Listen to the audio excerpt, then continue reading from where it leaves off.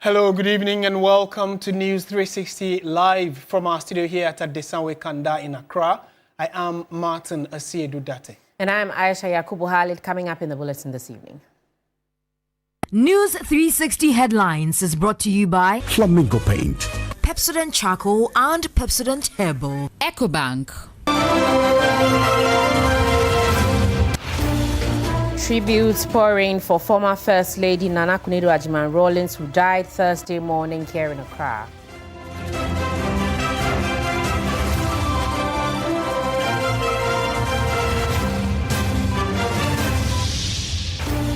"63 minority members of parliament declare open support for the New Patriotic Party's 2024 flag bearer, Dr. Mahmoud Bawumia.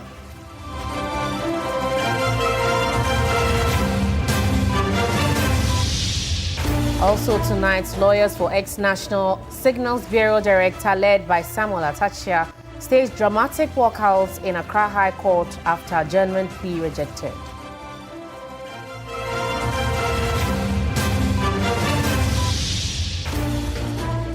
And later in business, exchange rate gains and slowed borrowing drive Ghana's domestic debt past external obligations in significant fiscal shift.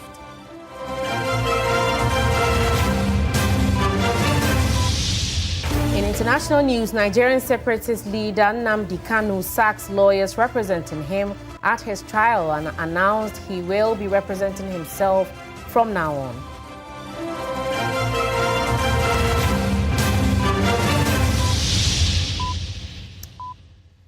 We're live on TV3 Ghana on Facebook, all across the world on 3news.com.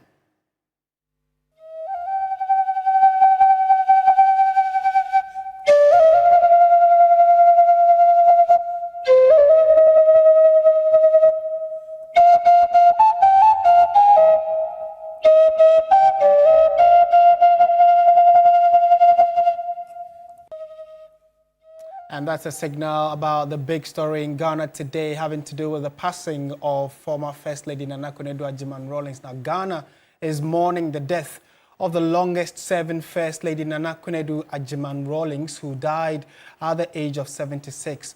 She served as First Lady during both the military and civilian administrations. Here is a brief profile of the late former First Lady Nana Akufo-Addo Ayisha Rawlings. Nana Akufo-Addo Ayisha Rawlings was born on November 17, 1948 in Cape Coast. She received her early education at Ghana International School and later at Achimota School. She pursued higher education at the University of Science and Technology, studying arts and textiles, before earning a diploma in interior design from the London College of Arts in 1975. Nana Akufo-Addo Ayisha Rawlings served as First Lady of Ghana, spanning both the military and civilian administrations of her husband, the late Jerry John Rawlings. She first served as First Lady during the Armed Forces Revolutionary Council reign from June 4 to September 24.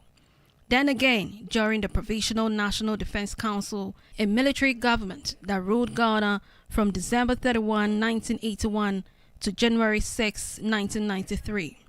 After her husband won the first and second Democratic polls in the Fourth Republic, she also served as the First Lady from January 7, 1993 to January 6, 2001. Nana Akufo-Addo Ayisha Rawlings founded and led the 31st December Women's Movement in 1982. The movement empowered women socially, politically, and economically. In 2009, she was elected first vice chairperson of the National Democratic Congress, NDC. She made history in 2016 as the first woman to contest Ghana's presidency, running on the ticket of the National Democratic Party, NDP, which she founded after leaving the NDC. Tributes continue to pour in from across the political spectrum, describing her as a trailblazer, reformer, and a champion of women's leadership. Reverend Dr. Joyce Aye, former schoolmate, described her as a woman of strong conviction who inspired and empowered generation of Ghanaian women.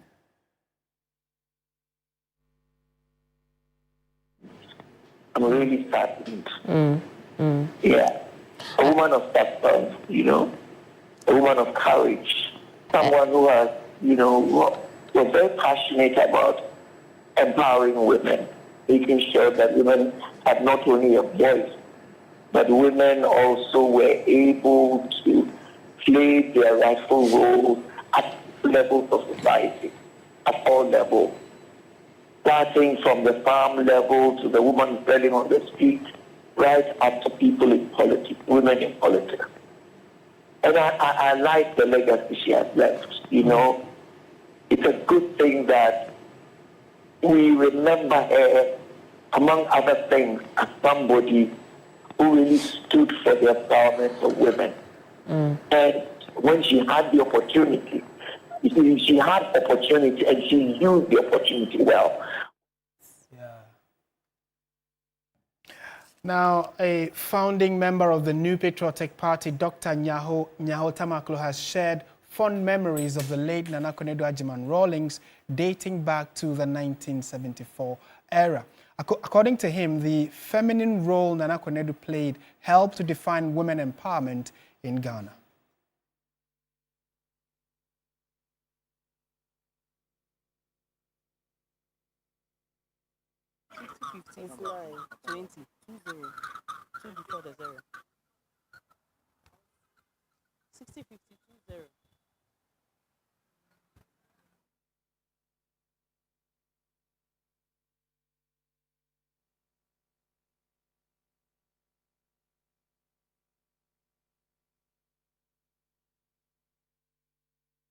Right, so we apologize for the loss in sound there, but Dr. Nyaho Tamaklo was talking about how he met Nana Konadu and the role she played in Ghana's political landscape.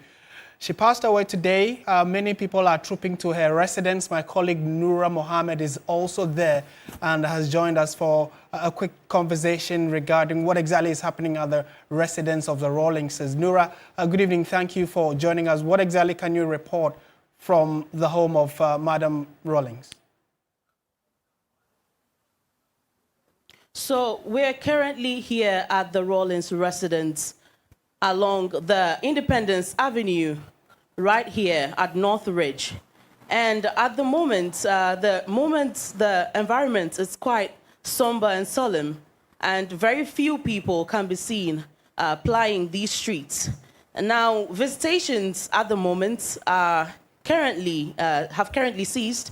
However, the family has told us that it would continue tomorrow, and well-wishers can come join the family, grieve and mourn our beloved former First Lady. And along the stretch, we can see that around the area, several military men and policemen are guarding and manning the house, and they're trying to protect the area. We can see some cars coming out. I assume these are some well-wishers as well. And this woman was indefatigable. She was the former First Lady of our beloved country. She championed women's empowerment and women's and child's rights. And she was also a great contributor to Ghana's political landscape. And so it is expected that so many people will be trooping to this residence tomorrow to extend their condolences and to grieve and mourn with the family.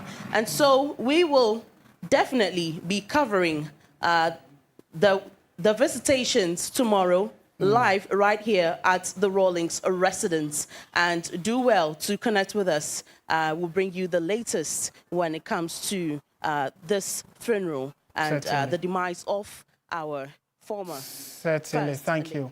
Thank you, Noura Mohammed, from the residence of the Rawlingses. And clearly, it tells you how everyone connected to the family and even Ghanaians in general have been quite hit by the news of her passing. It happened in the early hours of today, but throughout the afternoon up until now, many reactions have been coming in as a result of her passing.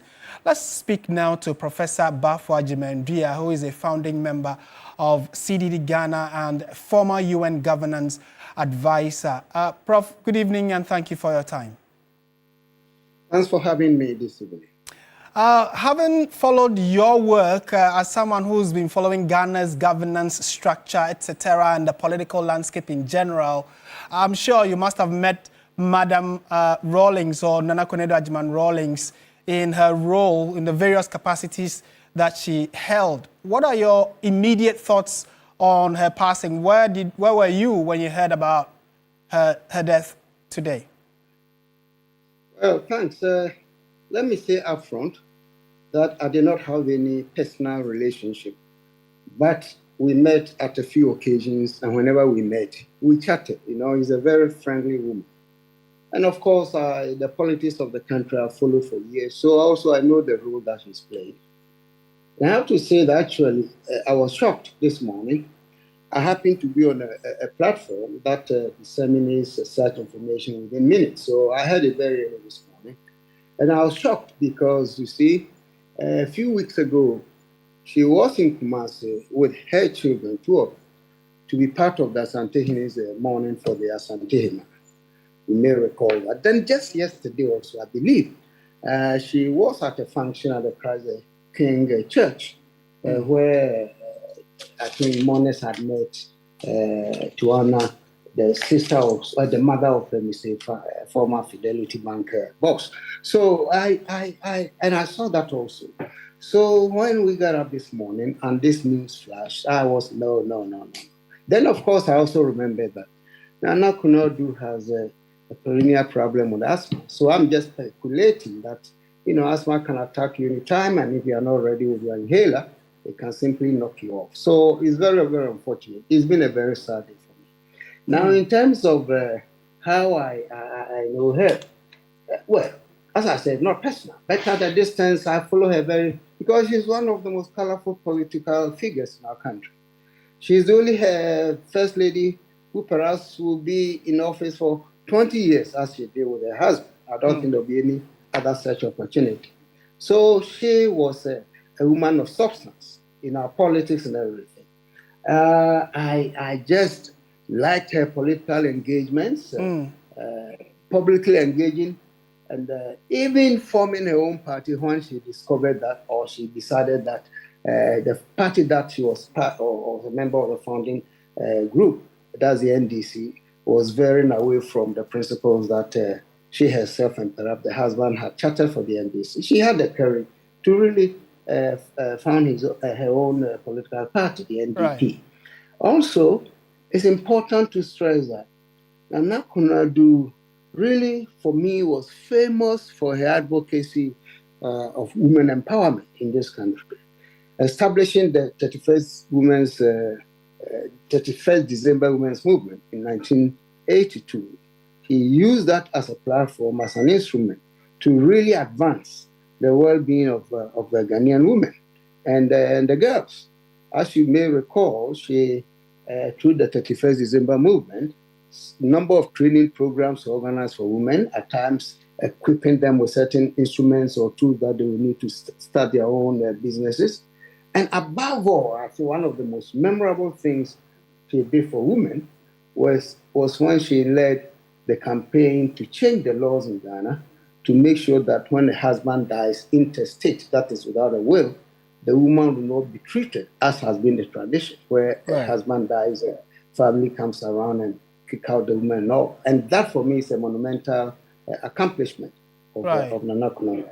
So there are a few other things I can say, but I don't know about your time. Right, and it's early days yet, so we all wait to hear from the family to see how they intend to celebrate her. Thank you so much, Prof, for your time this evening. Professor Bafo Agyemang, founding member CDD Ghana and a former UN governance advisor. And you can also send us your thoughts on how you would remember the former First Lady in the comment section. We are streaming on Facebook and on YouTube as well. And talking about First Ladies, the immediate past former First Lady, Madam Rebecca Akufo-Addo, has on social media expressed her thoughts about Nana Konadu, and it says, in quoting, "My deepest condolences to the family and friends of former First Lady Nana Konadu Agyemang Rawlings in these difficult times.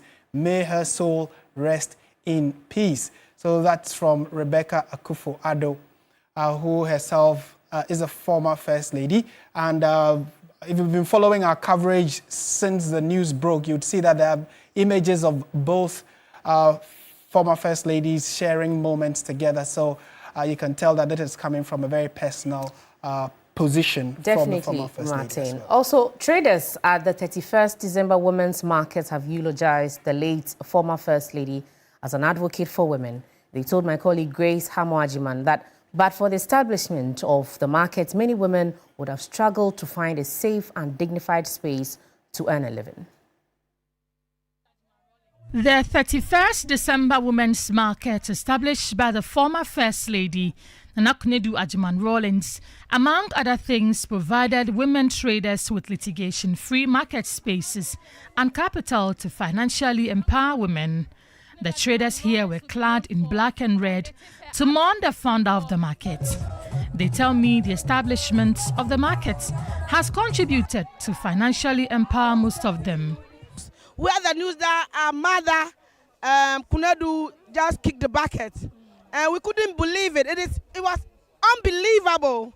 And in fact, I just don't know, because she built the market. She built this market that we're selling. I don't know.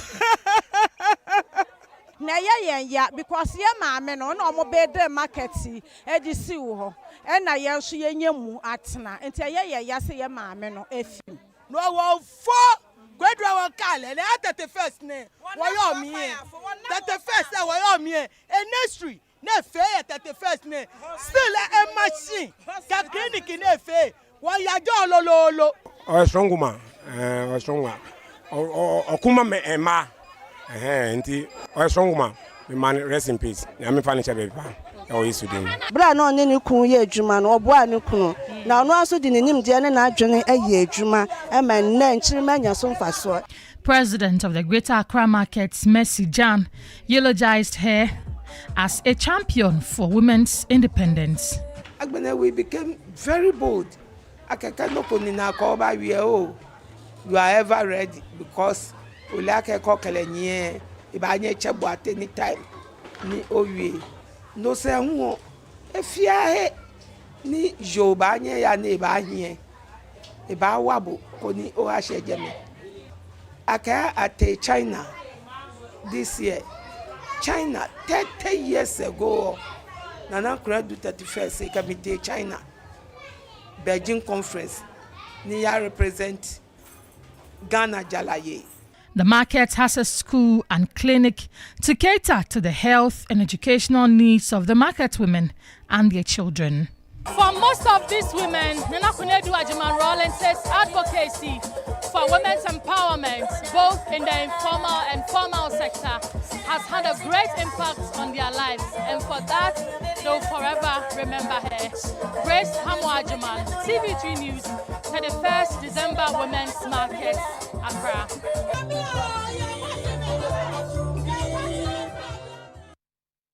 And a lot has been happening in the last 12 or so hours after news broke about the passing of Nana Kunedu Ajiman Rawlings. The family has been to the office of the president to formally inform him. And after that, they addressed the nation to tell us exactly how they also are managing the news of her passing. A few minutes ago, they spoke to the country.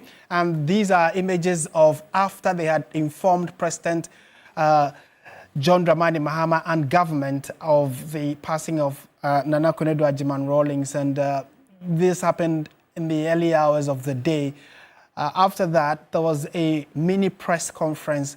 So you can see Dr. Zaneto Rawlings in your shot, and some members of parliament who were with her. You can see Emmanuel Amakufibwa and Dr. Kimathi Rawlings, the only son of former President Jerry John Rawlings, with the family head.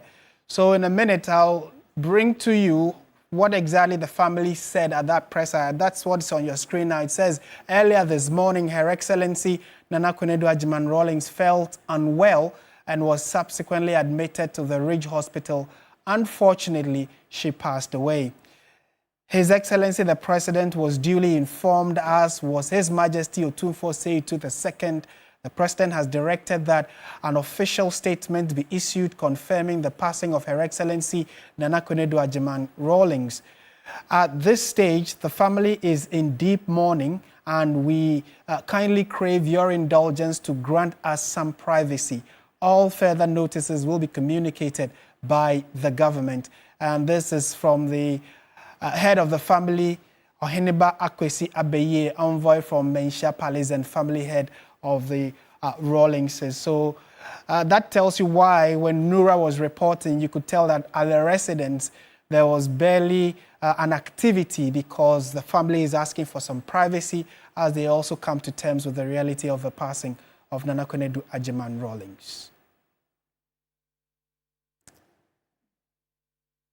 Also in Parliament, the House was forced to adjourn sitting on Thursday following the death of former First Lady Nana Konadu Agyeman Rawlings, whose daughter is a current member of Parliament in the House. The second Deputy Speaker, as well as the Deputy Majority Leader and other MPs, expressed shock and their condolences. Christian Yali reports. A statement that was to be taken on Thursday was deferred to Friday, and with only few papers laid, the House adjourned suddenly when the news broke about the death of former First Lady Nana Konadu Agyeman Rawlings. Members of Parliament from both divides have expressed shock. We didn't have a confirmation then, but we heard that there were some health issues, coma or something like that.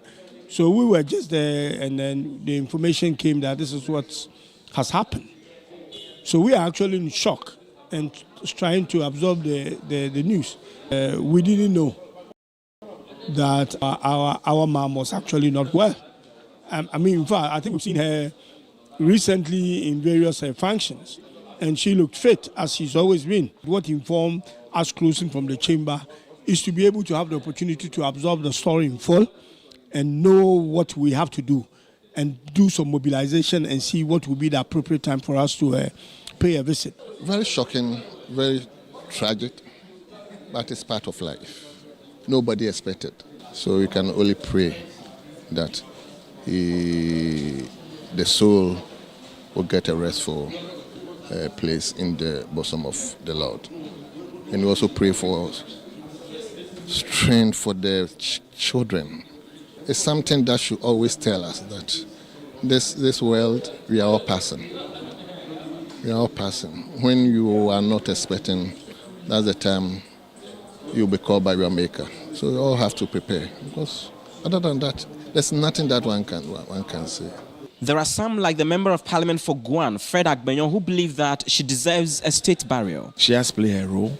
When we talk about the Fourth Republic, I don't think that we can write the history of the Fourth Republic without the name of Nana Konadu Agyeman Rawlings.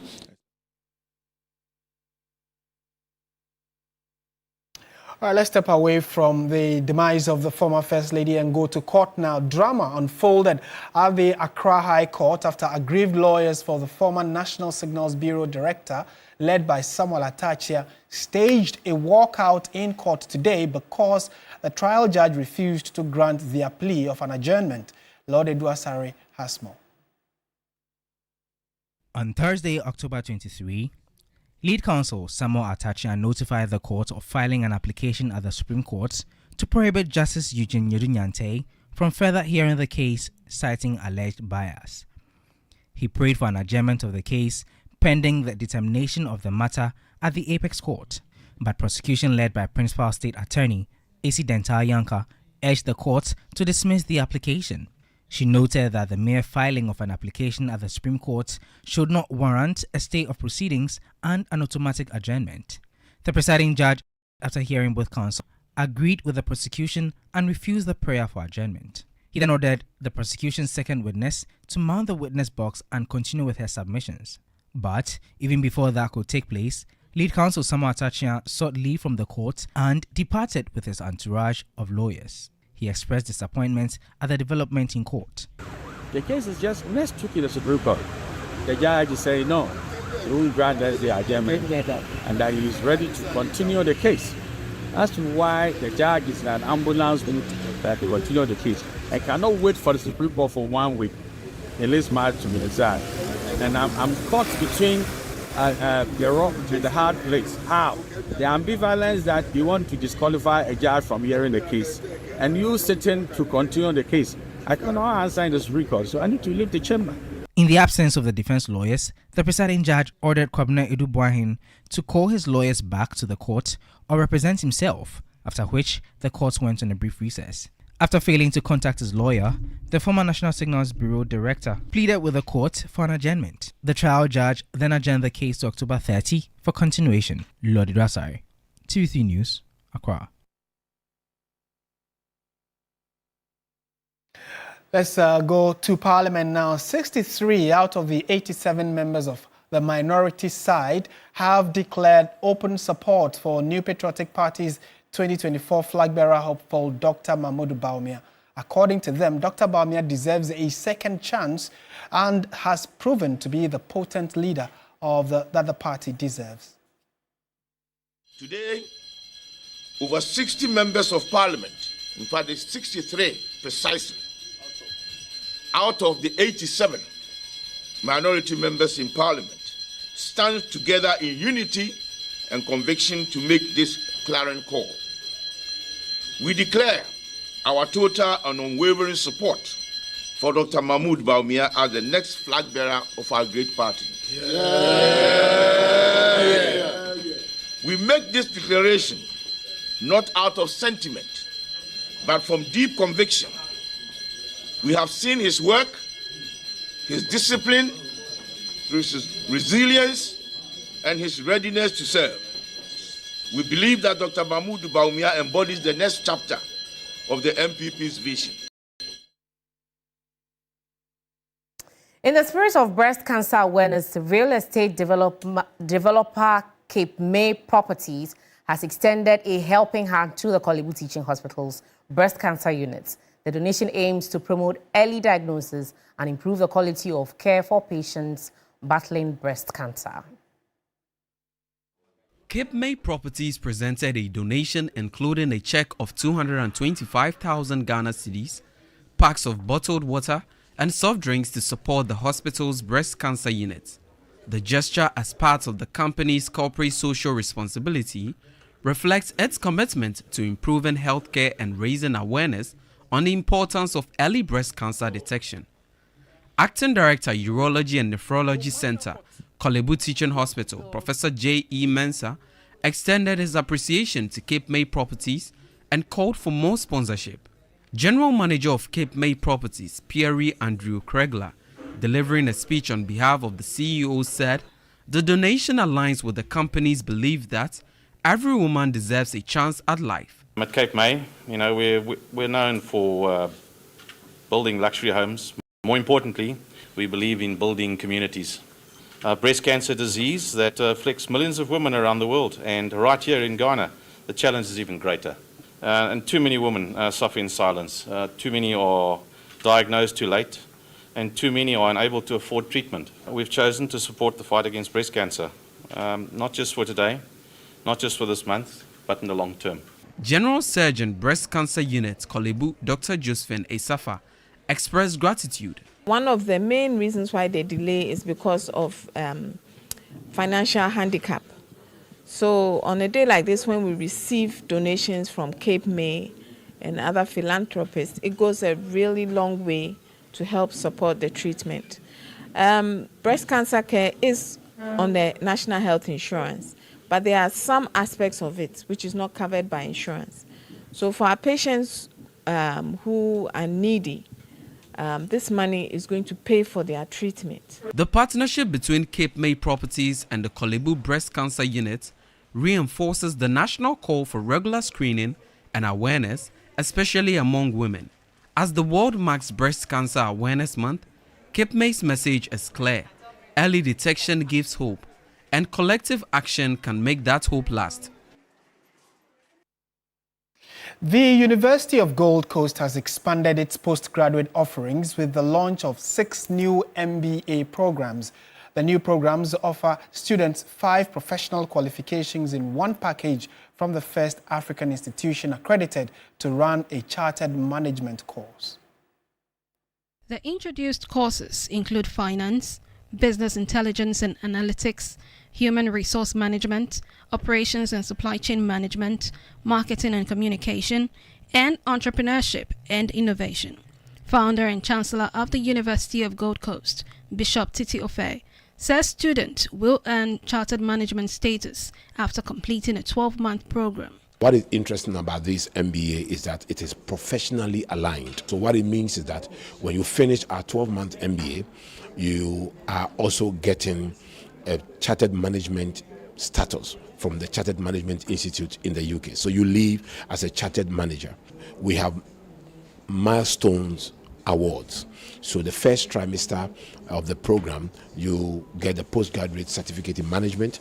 The second trimester of the program, you get a postgraduate diploma in management. In the last trimester of the program, you get your MBA. President of the Association of Ghana Industries, Dr. Humphrey Ayisha, says the partnership aims to bridge gaps between academia, government, and the private sector. The partnership with an institution of Gold Coast, with its products that are coming out, are tailor-made to deliberately identify the gaps in the private sector relationship with academia and government through policy, interrogation, establishing problem statement, faculty guiding them to make sure that the outcomes of their research will be relevant to private sector. Deputy CEO of the Forestry Commission and alumnus, Elikem Kotoko, explains the knowledge gained continues to shape his professional journey. I can only wish them well and sincerely expect that the higher standards by which they have lived by will continue. Gold Coast University has graduated thousands across various disciplines. Still watching News 360 on TV3. Stay with us. We have business, sports and entertainment all coming up after this.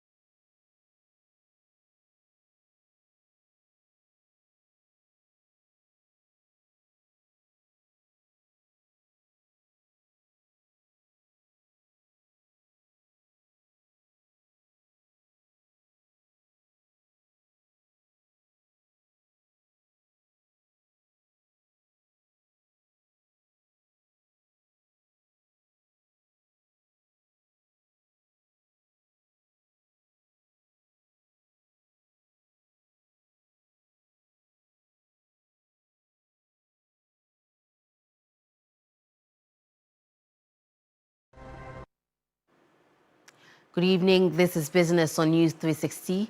I am Minu Aful. Ghana's domestic debt has overtaken external debt for the first time in several years, marking a significant shift in the country's borrowing pattern. Head of Finance at Melbourne Capital, Nelson Kudjo Kwagbeji, has attributed this to a combination of exchange rate gains and a slower pace of debt accumulation. According to latest figures from the Bank of Ghana, domestic debt now stands at 323.7 billion Ghana cedis, representing 23.1% of GDP. External debt, by comparison, is slightly lower at 305 billion cedis, accounting for 21.8% of GDP. The central bank attributes the rise in domestic borrowing to anticipated coupon payments on both tendered and untendered government bonds due in February and August 2025. To meet these obligations, the government had increased borrowing to build buffers. Meanwhile, Ghana's total public debt stock at the end of July 2025 was 628.8 billion cedis, equivalent to 44.9% of GDP. That's a notable drop from the 726.7 billion cedis recorded at the end of December 2024, which stood at 61.78% of GDP. Since the beginning of this year, government hasn't borrowed externally. And we have also noted that as a result of the appreciation of the cedi, the external component of the debt has reduced significantly as a result of the relative performance of the Ghanaian cedi. And so the fact that the domestic debt outweighs that of the external debt should tell you that we have enjoyed some level of stability regarding, the currency. I mean, the currency has performed so well that currently the Ghana currency is the best performing currency in Africa, having performed well over 38%. Government has concentrated their borrowing effort within the domestic market, most especially the treasury bill market. Away from that, Ghana's producer price inflation for all goods and services saw a marginal increase in September 2025, rising to 3.2% year-on-year. This represents a slight 0.2 percentage point uptick from the 3% recorded in August 2025, according to the latest data released by the Ghana Statistical Service. On a month-on-month basis, prices received by producers rose by 0.9% in September compared to August. However, the current rate reflects a significant stabilization over the year, as the September 2025 producer price inflation PPI is 27.3 percentage points lower than the 30.5% recorded in the same period a year earlier. The mining and quarrying sector, with the largest weight of 43.7%, recorded a marginal rise in inflation from 4.9% in August to 5.0% in September. The manufacturing sector, with 35% weight, also saw a slight increase, moving from 1.6% to 1.7%. In contrast, the transport and storage sector continued to record price declines, with inflation falling by 8.2% in September, a deeper decline than the 8.0% recorded in August. Businesses are urged to cut waste, boost efficiency, and reinvest savings in technology and workforce development to convert inflationary pressures into productivity gains. Government policy needs to focus on targeted tax reliefs, energy and transport reforms, and strengthening local supply chains to reduce production costs and enhance competitiveness. Households are encouraged to compare prices, spend intentionally, and support businesses that pass on cost savings. We'll end the segment with updates from the forex and commodities markets. I am Minu Aful.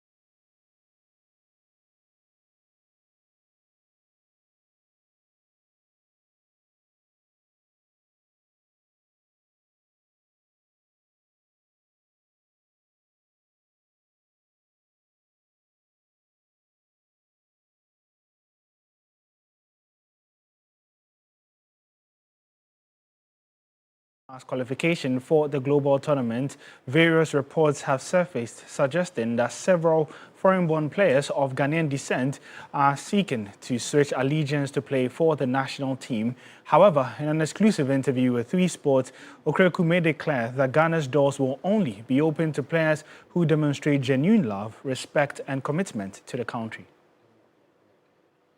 Players who have not shown enough commitment towards the Ghanaian flag will not be part of us.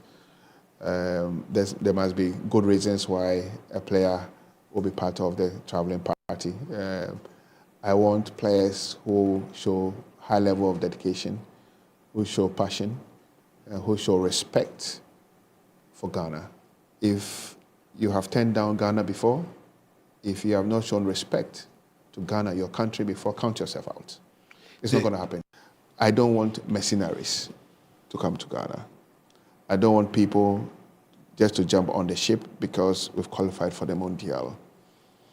I want players who love Ghana, who play from their heart with passion, and who would want to represent Ghana in all competitions.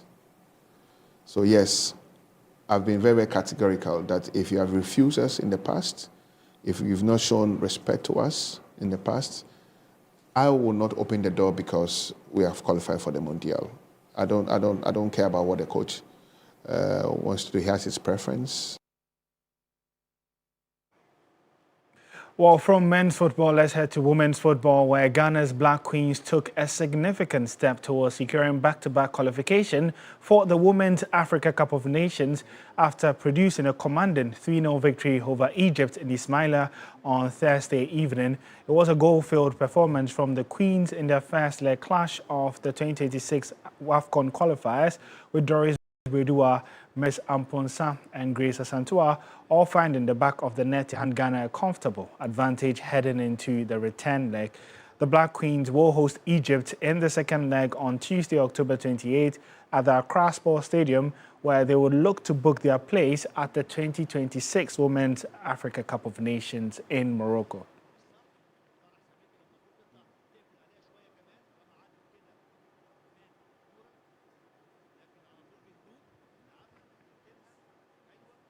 Now, before we go, Danish Superliga outfit FC Nordsjælland have announced promising Ghanaian midfielder Caleb Urenchi has signed a contract extension that keeps him at the club until the summer of 2030. The 19-year-old, who has been one of the club's brightest young talents, has already made 29 league appearances since breaking into the first team last season and has established himself as a key figure in the side. Urenchi's impressive consistency and maturity have also seen him earn 6 international caps for the Black Stars.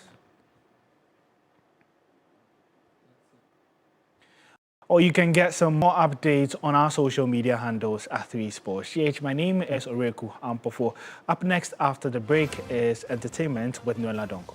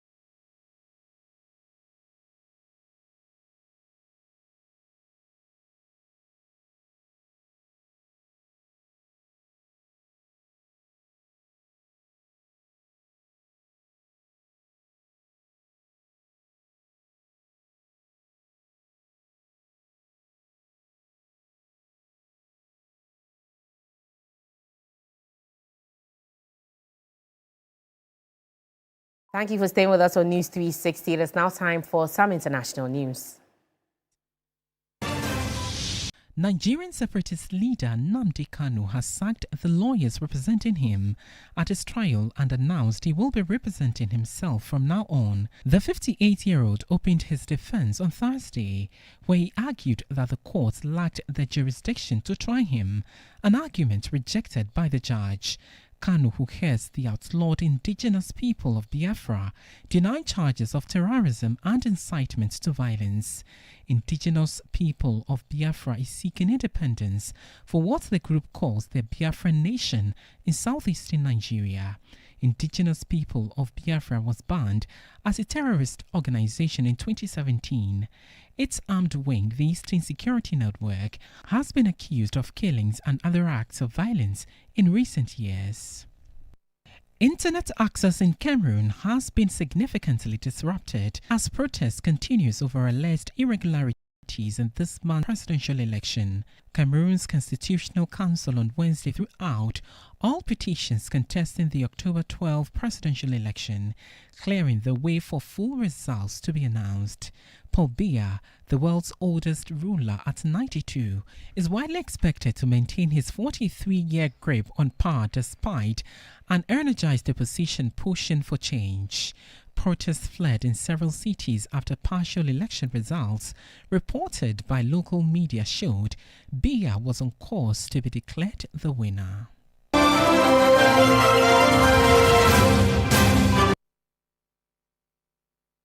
Entertainment news segment is brought to you by GTP Lifestyle and Napa Foods, Heaven Black Insecticide Spray and Coil, powered by 3 Entertainment. Well, good evening and welcome to the entertainment news segment here on News 360. My name is Noella Donko. Now, award-winning Ghanaian disc jockey DJ Sly King has called on event promoters and stakeholders in the entertainment industry to show greater appreciation for DJs through their fair financial rewards. Now, to the celebrated DJ, many promoters tend to focus their resources and attention on securing top musicians for their events while overlooking the significant role DJs play in creating memorable experience for audiences.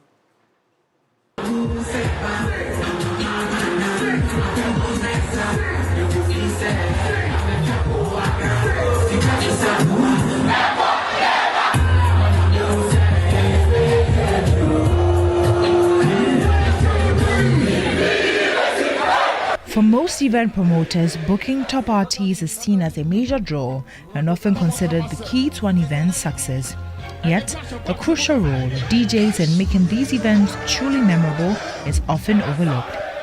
Multi-award-winning Ghanaian DJ Sly King wants promoters to understand that while artists may headline an event, it is the DJs who keep it so alive. They have to pay DJs more. That's what I mean. They have to pay DJs more. Promoters need to understand DJs add a lot of value to the event, and DJs are key people. Sometimes they only think about the artists, but trust me, DJs warm up the people, warm up the crowd. Even for a big artist coming to perform, and they focus too much on the artist. The sought-after DJ noted that many DJs feel undervalued and underappreciated, even though they play a crucial role in the overall success of shows. Sharing a personal experience, DJ Sly King recounted a time when he was booked for an event and after agreeing on his rate, someone questioned why DJ would command such a fee. Somebody from Ghana told them, why they pay me this amount of money? Because they can get another DJ for lesser money. I just want people to change their mindset and understand the value of DJs. Without a DJ, there's no party, Yeah, you can play music from pen drive or whatever it is, but you can never get the same feeling when there's a DJ playing live set. He urged the industry to provide improved recognition, fair compensation, and respect for the craft of DJing. I believe they need to start rating DJs financially, they need to rate DJs high. DJ Sly King, recently recognized as the first Guinean DJ to join the 2025 Grammy Academy class, also urged DJs to be creative and build strong personal brands to gain appreciation and earn the respect they deserve. I think the mindset of people, because people still think a DJ, you're just a DJ, you know. They think, oh, it's just music, you're coming to play music. But it's not just music. Yeah. So just put like some songs together and play it yourself. Because you need a DJ to light up the place. And I think I just want to advise some other DJs to also try and brand their craft, brand themselves. The personality will also, you know, determine when people are reaching out to you, their thoughts and everything. Well, that's it for the Entertainment News here on News 360. My name is Noella Donko. And that's it for the bulletin. Thank you so much for watching. Join Alfredo Kanse at 10 p.m. for Ghana Tonight. I am Martin Asiedu-Dartey. And I'm Ayisha Yakubu. Good evening.